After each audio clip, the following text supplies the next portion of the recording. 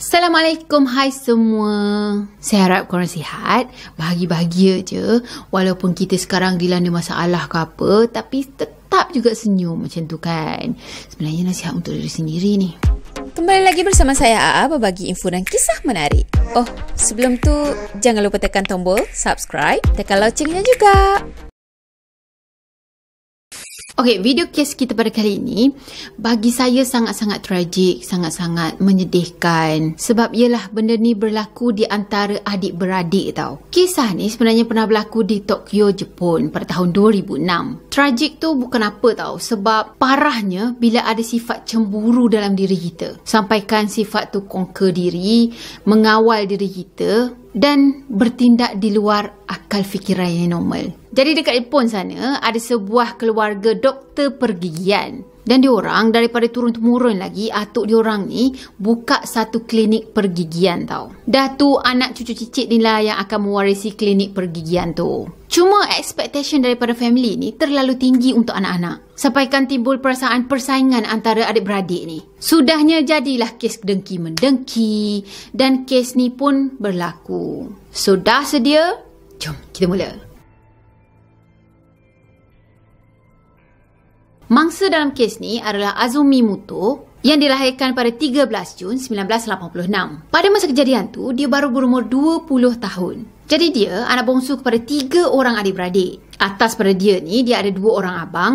Yang mana abang sulungnya tu jauh sikit beza umur daripada diorang ni. Dan abang sulungnya sendiri pun tak pernah didedahkan kepada media. Tapi abang kedua dia ni namanya Yuki Muto yang dilahirkan pada 30 Disember 1985. Beza setahun je daripada dia. So Azumi tadi umur 20 dan abang dia ni Yuki berumur 21 tahun. Jadi kalau kita tengok gambar Azumi ni, bagi saya dia seorang yang sangat comel. Yelah, orang Jepun jaranglah nak jumpa yang tak cantik kan. Walaupun kadang tu saya tengok macam muka diorang sepesen je.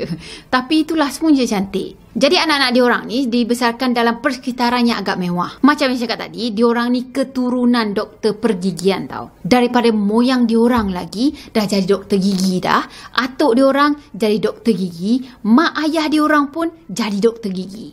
So memang wow, superb kan. Okey, abang sulung diorang pada masa tu tengah belajar di Nihon University dan macam yang kita fikirlah, dia pun ambil doktor pergigian juga. Katanya abang dia ni boleh dikira antara pelajar cemerlang dekat Nihon University tu. So pada masa tu, mak ayah dia bangga sangat dengan abangnya ni. Katanya klinik pergigian keluarga Muto ni ada dekat area belakang jalan Shibuya. Memang mak ayah diorang ni harap sangat anak-anak diorang ni semua untuk jadi doktor gigi. Lepas tu mewarisi perniagaan keluarga. Dah tu, mak ayah diorang ni bukan je ada klinik pergigian tu tau. Tapi diorang juga ada beberapa hartanah milik keluarga. Dah tu, dia bagi-bagikan dekat anak-anak dia ni untuk diuruskan. Ada juga setengahnya tu disewakan. Jadi boleh bayangkanlah betapa mewahnya hidup diorang kan. Orang kata hartanya tu kalau makan 7 keturunan pun takkan habis lah kalau tak berjudi. Kan? Okey, walaupun mak ayah diorang ni harap sangat yang anak-anak diorang semua jadi doktor pergigian kan. Tapi Azumi ni, dia tak minat nak jadi doktor gigi. Minat dia lain sikit tau. Dia ada cita-cita sendiri. Bukannya cita-cita yang diciptakan oleh orang tua diorang. Dan sebenarnya dia tak suka dipaksa untuk sambung legasi keluarga. Jadi doktor gigi. Macam yang cita-cita yang sebelum ni lah. Kalau cerita daripada Jepun je, mesti macam lebih kurang sama kan. Kebanyakan diorang dekat sana, mak ayah ni, diorang dah ada satu expectation, dah ada satu matlamat dah untuk anak-anak diorang ni wajib capai. Dan sebenarnya benda tu jadi sangat-sangat membebankan untuk anak-anak. Mungkin juga mak ayahnya jadi macam gitu sebab komuniti diorang macam tu kan. Hidup dalam suasana persaingan. Dah tu semua kena perform. Kalau tak perform je akan dipinggirkan. Tak dapat tempat dalam masyarakat macam tu. Itulah yang menyebabkan munculnya golongan hikiko. Itulah yang menyebabkan munculnya golongan hikikomori tu kan. Hai, susah betul nak sebut hikikikikiki. Jadi gelak pula hikikiki. golongan hikikomori ni adalah golongan yang suka mengasingkan diri daripada dunia luar. So, untuk Azumi, walaupun mak ayah dia ni agak maksa jugalah supaya dia sambung legasi keluarga kan, jadi doktor gigi. Tapi dia tak nak. Dia bantah habis-habisan. So, masa tu, habis dia sekolah menengah, dia pergi belajar computer programming. Dalam masa yang sama juga, dia bekerja sebagai model dan juga pelakon. Mak ayah dia apalagi kan, tak senang duduk lah masa tu. Of course lah selalu ada pertengkaran antara anak beranak ni. So, masa Azumi umur 18 tahun, dia pindah keluar daripada rumah mak ayah dia.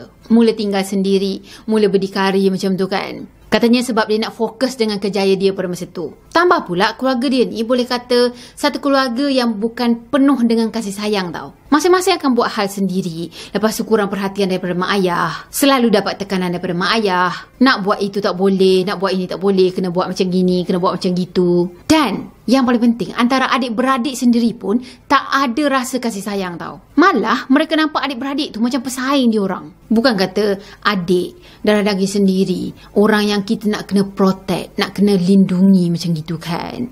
Deep kan? Deep. So, pada masa ni, Azumi ada berlakon dalam satu movie ni. Dan katanya itu movie bajet yang bertajuk Cream Lemon. Movie ni sendiri diadaptasi daripada komik. Dan movie ni katanya genre 18 tahun ke atas. Faham lah kalau dah 18 tahun ke atas mestilah ada aksi-aksi yang berdebarkan. Boom boom boom.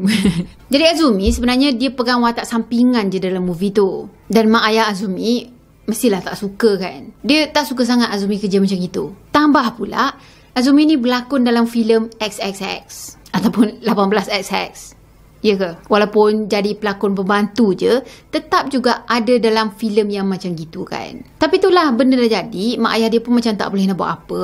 Marah-marah, gaduh-gaduh. Gitu je lah. So, beberapa bulan lepas Azumi ni tinggal sendiri, Azumi dah mula ada masalah kewangan dah. Yelah dengan kos sara hidup yang tinggi. So, pada masa tu dia memang tak mampu untuk tanggung segala-galanya. Jadi, untuk teruskan hidup, dia pun terpaksa lah balik ke rumah orang tua dia balik. Dan nasib baik jugalah family dia terima dia dengan tangan yang terbuka. Jadi, pada masa tu, mak ayah dia ni terima kalau Azumi ni nak jadi model. Tapi dia jadi model daripada rumah je lah. Dan mereka berat hati sangat nak izinkan Azumi ni untuk belajar komputer. Belajar programming tadi kan.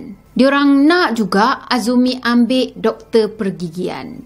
Cuma pelik jugalah. Sebenarnya kalau jadi programming ni, mahal kot diorang punya gaji. Kan? Saya tengok kawan-kawan saya yang buat programming per 10k above. Cuma mungkin yelah bila dah ada satu legacy tu, diorang cuba juga untuk kekalkan legacy tu. So itulah yang mak ayah dia buat kan. Jadi pada masa tu semua family dia macam happy lah. Azumi dah nak balik rumah, dah nak tinggal dengan keluarga dah. Kecuali seorang je, iaitu Yuki, abangnya Azumi. Yuki ni pula, dia punya perangai jauh beza dengan adik dia tau. Orangnya tu tak menyerlah. Dia tak ramai kawan. Dan kebanyakan masa dia cuma habiskan dekat bilik dia je. Dari segi akademik pun, dia boleh dikatakan agak ketinggalan nak comparekan dengan kawan-kawan dia yang lain. Cuma, dia nak jadi doktor gigi macam yang mak dengan ayah diharapkan. Tapi sebab dari segi akademik pun dia macam tak berapa okey kan. So mak ayah dia hantar dia untuk pergi ke sekolah persediaan untuk masuk ke universiti. Ataupun dia panggil prep school. Jadi dekat sana dia belajarlah beberapa course ni untuk buat persediaan kan. Nak ambil exam, lepas tu masuk universiti macam tu.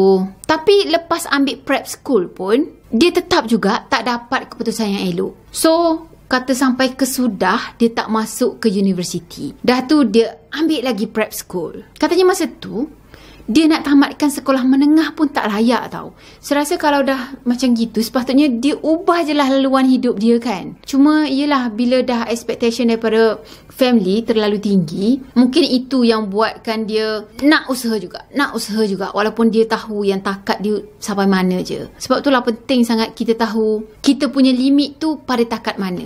Jadi sebab daripada kecil lagi dia dah dibagi tahu dah. Nanti besar nanti kau kena jadi doktor gigi. Besar nanti jadi doktor gigi macam gitu kan. So benda tu jadi macam satu tekanan pada dia. Yelah dengan dia yang dah berusaha, buat sehabis boleh kan. Tapi tak berjaya juga. Dah sedaya upaya dah cuba untuk buat mak ayah dia bangga dengan dia. Tapi tak tercapai. Boleh faham lah betapa depresnya, betapa stresnya dia pada masa tu kan. Okey, berbalik kepada adik dia, Azumi tadi Yelah, walaupun cita-cita dia nak jadi programmer, tak nak ambil bidang pergigian semua kan, tapi dia seorang yang sangat-sangat bijak. Kalau dia nak jadi doktor gigi tu, senang je. Petik jari je, terus jadi. Suka hati je. Yelah, walaupun dia dah cukup syarat semua untuk jadi doktor gigi, tapi dia pula yang tak nak. So macam timbullah perasaan tak adil dalam diri Yuki pada masa tu kan. Dengki dengan adik sendiri. Si Yuki, si abang ni, dah cuba sedaya upaya tapi gagal. Tapi si adik ni tak perlu nak cuba sedaya upaya pun. Boleh lulus. Boleh je kalau nak jadi doktor gigi. Siapa-siapa pun akan rasa macam, ya Allah, tak adilnya dunia. Macam gitu kan. Dalam masa yang sama, Azumi ni sendiri sebenarnya boleh perasan tau. Dia boleh rasa api cemburu daripada Yuki tu. Dia tahu yang Yuki memang tak pernah sukakan dia. Malah, Azumi sebenarnya takut dengan Yuki ni tau. Kawan-kawan Azumi ada bagi tahu pihak polis yang Azumi ni pernah cerita. Kata Yuki, dia buat Azumi ni rasa tak selesa. Dia rasa macam Yuki tu creepy tau. Dan dia yakin bila Yuki pandang je ke arah dia, Yuki pada masa tu tengah fikirkan sesuatu yang buruk. Dah tu Azumi ni boleh rasa yang Yuki berperangai pelik bila ada dengan dia. Kalau tengok ada satu gambar ni, dia punya tatapan tu macam creepy tau. Betul-betul creepy. Jadi kesimpulannya, bila Yuki ada je, Azumi tak akan rasa selesa. Ada salah seorang kawan Azumi cakap yang Yuki ada perasaan lebih daripada seorang abang kepada adik terhadap Azumi. Cuma mungkin spekulasi dia je lah kot. Tapi Yuki pernah lah bercakap benda-benda yang tak elok, yang jijik dengan Azumi ni. Saya pun macam tak faham lah diorang adik-beradik ni. Pening tau. Memang kalau dengar daripada cerita pun, dah rasa macam diorang ni bukan adik-beradik, tapi macam orang asing kan. Okey, pada 30 Disember 2006, katanya itu adalah musim orang melawat kuil. Berdoa untuk bernasib baik pada tahun depannya. Lebih kurang macam gitulah. So pada masa tu, mak ayah diorang dengan abang sulungnya ni nak pergi ke Fukushima untuk melawat family dekat sana. Lepas tu sambil-sambil tu diorang nak pergi melawat kuil jugalah, nak berdoa kan. Dalam masa yang sama, diorang akan sambut New Year dengan family dekat sana lah. Jadi pada masa tu, Azumi ni memang saja je malas nak pergi. Dan Yuki pula, dia memang tak boleh pergi sebab dia ada study camp. Jadi pada malam sebelum mak ayah dia berangkat, maknya Azumi dengan Yuki, 3 orang ni, diorang bergaduh besar tau. Isunya macam biasalah, nak kena ikut tradisi keluarga, jadi doktor gigi. Kenapa diorang berdua ni macam tak ada peningkatan dalam hidup? Kenapa Azumi ni tak nak ikut tradisi keluarga? Dan kenapa Yuki ni tak lulus-lulus juga? Dah berapa kali try. So masa tu masing-masing pun sakit hati kan. Dah bergaduh besar pada malam tu. Dan sakit hati diorang tu tak habis pun lagi. Esoknya tu, mak ayah dengan abang sulung diorang terus berangkat ke Fukushima. Bagi saya memang nonsens gila. Yelah, dia dah bakar-bakar dah perasaan anak-anak dia.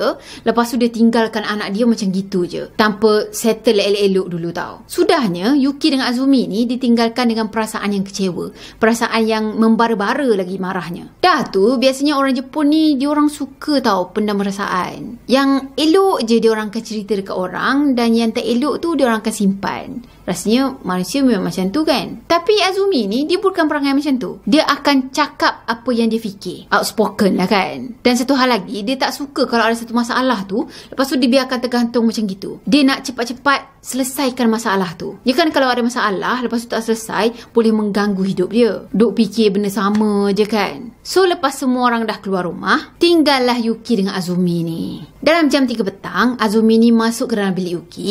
Lepas tu dia tanyalah bila pula peperiksaan pergigian yang akan datang. Bila dah Yuki jawab semua, lepas tu Azumi tadi pun berdepanlah dengan Yuki. Dia tanyakan apa yang Yuki ni fikir pasal diri dia, yang diorang bergaduh semalam tu lah. So masa tu Yuki macam cakap lah yang dia malu ada adik macam Azumi ni. Ialah kes berlakon movie Krik-Krik tu. Dan katanya Azumi ni sendiri adalah pin-up model tau. Pin-up model ni biasanya gambar yang diorang ambil tu terlampau seksi, separuh telanjang macam itu. Dan ada jugalah setengahnya tu telanjang bulat. Jadi macam tu lah. Cuma tak pasti Azumi pada masa tu tahap mana je gambar-gambar yang dia ambil. Okey, pada masa tu Yuki juga cakap yang Azumi ni dah memalukan keluarga dia. Dan Azumi tak layak untuk jadi sebahagian daripada keluarga ni. Dengar Yuki cakap macam gitu, mestilah Azumi ni bengang kan. Time tu lah sekali lagi diorang bergaduh besar. Azumi menjerit dekat arah Yuki. Lepas tu dia cakap macam ni, kau takkan pernah lulus exam tu. Kau dah 3 kali fail dan kau akan tetap akan fail. Kau ni tak ada cita-cita sendiri dan kau tak akan pernah berjaya. Macam tu sekali dia cakap tau. Jadi masa tu Yuki apa lagi kan, naik angin lah, bengang lah dia. Bergaduh lah 2 orang adik-beradik tadi dalam bilik tu. Bukan bergaduh mulut je tau kali ni, tapi dah siap bertumbuk dah. Yuki dia pergi capai pedang kendo yang jenis kayu tu kan. Lepas tu dia pergi pukul ke arah muka Azumi. Dah tu Azumi tadi lawan balik. Makin teruk pula Yuki ni pukul ke arah Azumi tu tau. Masa Yuki duk cerita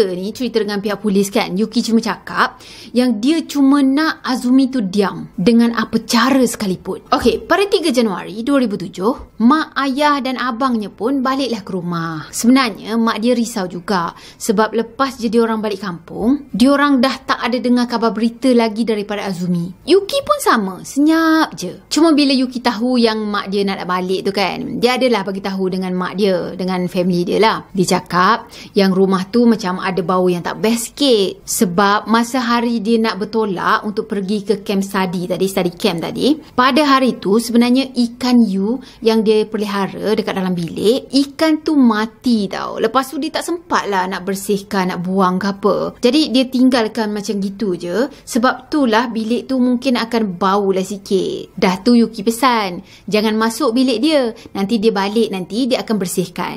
Tapi bila family tadi dah sampai rumah, bau dalam rumah tu terlampau busuk tau. Sampai family diorang pun dah tak boleh dah nak duduk dalam rumah. Tak selesa langsung. So atuknya Yuki ni namanya Mamoru. Mamoru tadi pun ada tinggal dengan diorang ni juga sebenarnya.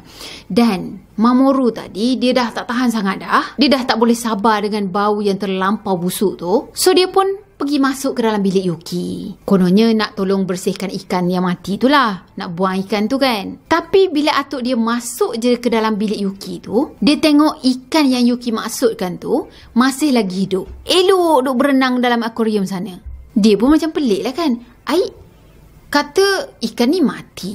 Tapi elok pun, habis apa yang bau busuk sangat dalam bilik ni? Oh, saya tersilap ikan tadi. Saya cakap ikan yu kan. Sebenarnya dia pelihara ikan jerung tau. Mungkin ikan jerung yang jenis kecil tu lah, yang diorang boleh pelihara dalam akuarium tu kan. Tapi kecil pun boleh tahan besar jugalah. Dah nama pun jerung. Cuma pelik, macam mana dia boleh terfikir nak pelihara ikan jerung dalam bilik? Okey, sambung. Lepas atuk dia nampak je ikan tadi masih lagi hidup, dia mula curiga. Mana datang bau ni semua kalau tak daripada ikan ni? So, Mamoru tadi pun pergilah cari-cari dekat area bilik tu. Dan dia perasan bau yang paling kuat datang daripada almari. Dah tu, dia pun pergilah buka almari Yuki kan. Dan bila dia buka je almari Yuki tu, dia nampak dalam almari penuh bertimbun dengan beg sampah tau. Dan lepas buka je almari, bau dia tak payah cakap. Lebih menyengat lagi compare dengan sebelum ni tau. Dah tu, dengan perasaan yang ingin tahu membuat-buat, apa benda lah yang bau busuk gila ni kan. Mamoru tadi pun pergi buka plastik sampah, salah satu plastik sampah tu. Dah tu, dia nampak ada ketulan-ketulan daging yang penuh dengan darah. Masa tu dia memang terkejut sangat dan terus dia panggil ahli keluarga yang lain. So semua yang tengok keadaan macam gitu, mestilah macam-macam andaian yang diorang buat. Dalam masa yang sama, diorang terus telefon pihak polis dan diorang laporkan hal ni. Lepas dah buat DNA test, cebisan daging yang ada dalam plastik sampah tu disahkan milik Azumi. Pada masa tu semua orang syak. Mesti Yuki ni ada buat sesuatu pada Azumi. Mesti Yuki dah bunuh Azumi masa tu. So diorang semua ni pun tunggulah Yuki balik kan. Yuki sampai je rumah, pihak polis terus tangkap dia atas pembunuhan Azumi Muto. So masa tu kes ni viral tau. Kes ni jadi tumpuan ramai. Dan masa tu banyaklah spekulasi yang masyarakat ni buat. Katanya Yuki ni adalah nekrofil dan juga kanibal. So nekrofil ni orang yang bernafsu dengan mayat. Dan kanibal ni ialah orang yang makan daging manusia. Tapi pihak polis menyangkal dakwaan ni sebab tak ada bukti yang mengatakan Yuki ni adalah kanibal. Okey, lepas dah kena tangkap tadi, Yuki terus mengaku yang dia dah bunuh Azumi. dan dia ceritakan secara detail tau apa yang dah berlaku pada hari tu. Yuki cakap lepas dia dah bantai Azumi tadi dengan pedang kendo kayu tu, dia pergi ambil tuala dan dia cekik Azumi. Dah tu dia ceritalah yang dia cekik Azumi tu selama 3 minit. Dia kira tau 1, 2, 3, 4, 5 sampailah 180 saat. Sebab 3 minit kan sama dengan 180 saat. Sebab itulah dia kira sampailah 180 tadi. Lepas tu pihak polis tanya macam mana tahu kan. Lepas tu dia cakap apa? Sebab dia pernah tengok dalam TV ataupun dalam video macam itu. Katanya kalau cekik seseorang selama 180 saat ataupun 3 minit, orang tu akan meninggal dunia. So lepas dah cekik Azumi tadi pakai tuala selama 3 minit tu kan, dia pun lepaskanlah tuala tu. Tapi pada masa tu dia perasan yang Azumi masih lagi bernafas. Dah tu dia pun pergi seret Azumi ni masuk ke dalam bilik mandi dan dia selamkan kepala Azumi ni ke dalam air. Tak lama lepas tu Azumi pun meninggal dunia. Nampak kan betapa nekatnya si Yuki ni untuk bunuh Azumi. Katanya lepas dah bunuh Azumi tadi, lepas Azumi dah mati, Yuki dia sempat lagi ambil nafas sekejap tau. Rehat kejap. Cool down. Dah tu dia pergi ke arah dapur, dia ambil pisau dapur dan juga gergaji, masuk ke dalam bilik air balik. Masa itulah dia buka pakaian Azumi dan dia mula potong bahagian badan Azumi ni jadi ketulang-ketulang kecil. Semua part dia potong tau. Sampaikan dah tak nampak dah itu adalah manusia. Lepas tu yang tak boleh belah tau, dia pergi potong kemaluan adik dia dan dia asingkan. Bila ditanya kenapa buat macam gitu kan, lepas tu dia cakap apa tau, supaya pihak polis ni tak boleh nak kenal pasti sama ada mangsa ni perempuan ataupun lelaki. Patutlah tak lulus doktor gigi kan. Ada kaitan ke? Mestilah ada kaitan. Mestilah dia akan belajar juga basic kan. Bila dah ada daging ke darah ke apa, boleh buat DNA test. Dah tentu-tentulah tahu itu Azumi. Tak susah mana pun. Patutlah tak lulus doktor. Okey, dah selesai dah proses pemotongan tadi. Dia masukkan bahagian-bahagian badan Azumi ni dekat dalam beberapa plastik sampah. Dah tu sebahagian daripada badan tu dia terus pergi buang dekat dalam tong sampah. Dan sebahagiannya lagi dia simpan dekat dalam almari, dekat bawah akuarium ikan dia, dan ada juga yang dia sorokkan dalam bilik Azumi. Dah settle semua bagi-bagi tadi kan. Lepas tu dia pun masuklah dalam bilik air balik, cuci-cuci bersih bilik air tu. Dah tu dia pergi prepare diri dia untuk pergi ke sekolah, pergi ke camp tu. Kan dia tak ikut family dia balik kampung tu sebab dia ada study camp kan.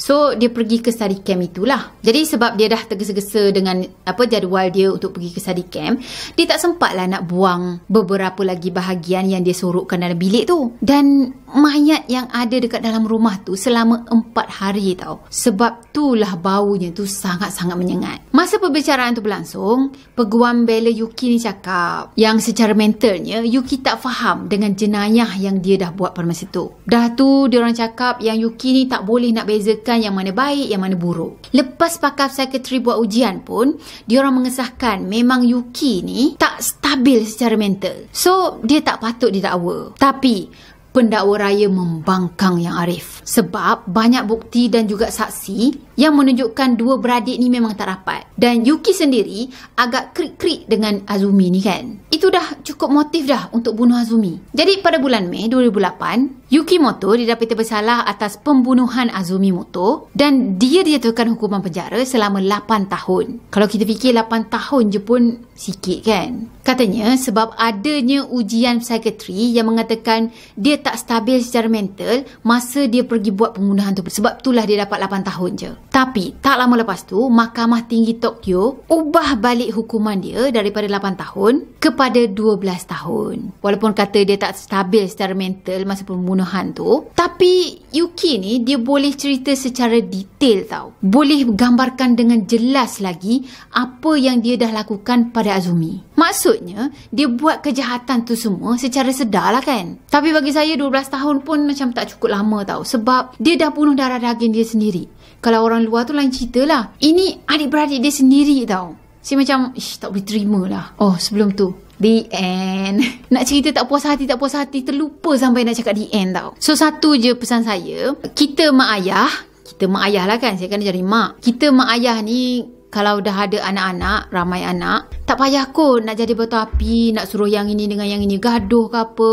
Dan kadang-kadang tu percakapan kita itu pun yang akan buat anak-anak ni macam dengki antara satu sama lain tau. Jadi kena bijak lah jadi mak ayah ni kan. Okey lah, mungkin korang ada pendapat korang sendiri. So tinggalkanlah komen dekat ruang komen dekat bawah ni. Sharekan pendapat korang. Mungkin pendapat korang tak sama dengan saya kan. So saya rasa sampai sini untuk video kali ni. Saya harap korang suka video ni. Dan macam biasa, kalau korang suka video ni, jangan lupa tekan tombol like, comment, share dan juga subscribe. Jumpa lagi next video. Bye. Assalamualaikum warahmatullahi wabarakatuh. Bye.